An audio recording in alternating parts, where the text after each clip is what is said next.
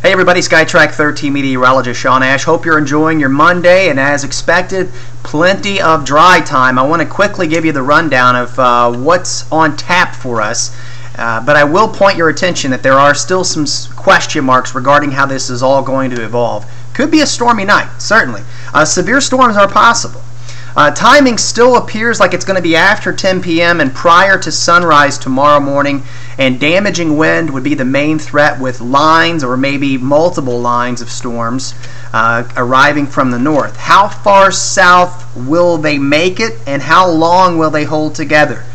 A million-dollar question that we can't answer at this point in time. But what I can tell you, if you've got some outdoor plans, other than the possibility of maybe seeing a stray shower or thunderstorm, I think we're probably going to be fine. Now, we're going to watch this area up here. So we're talking Iowa and northern Illinois. That's where storms should initiate, beginning as supercells first, and they kind of congeal into a line. But again, still some question marks.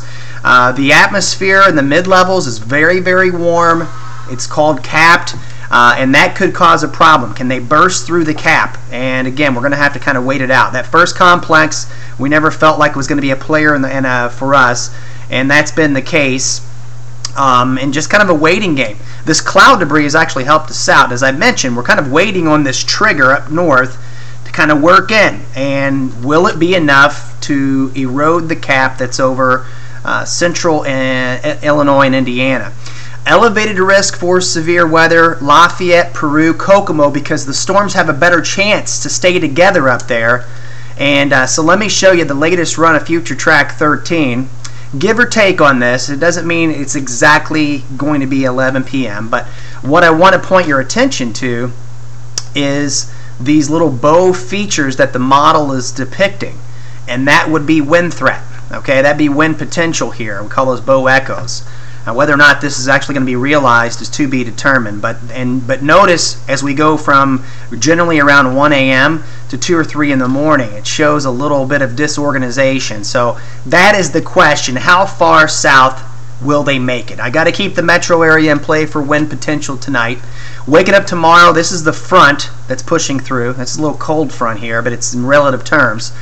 We begin with clouds tomorrow. I think we're going to finish with a better deal of sunshine. And though when you wake up tomorrow, you will not notice much of a difference in the humidity. In fact, I think it's going to be rather humid tomorrow morning.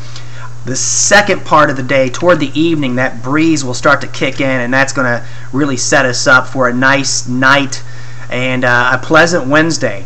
But an active pattern continues. Here comes another complex. Looks like it's going to be Wednesday night and Thursday morning.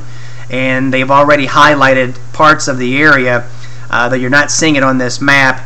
We have been highlighted for severe weather potential, and that would be Wednesday night, Thursday morning. Another batch of storms during the day, Thursday and Friday. Pattern looks like it changes, though, overall. More of a cooler than normal pattern that may lead to several days with highs in the 80s. I'm in for Angela Buckman all week. We'll have full coverage tonight at 5 and 6 on Channel 13. Stay weather aware. Download our free app. You have access to live Doppler 13 radar as well as our forecast details. Have a great afternoon, and we will check back in a little bit later on.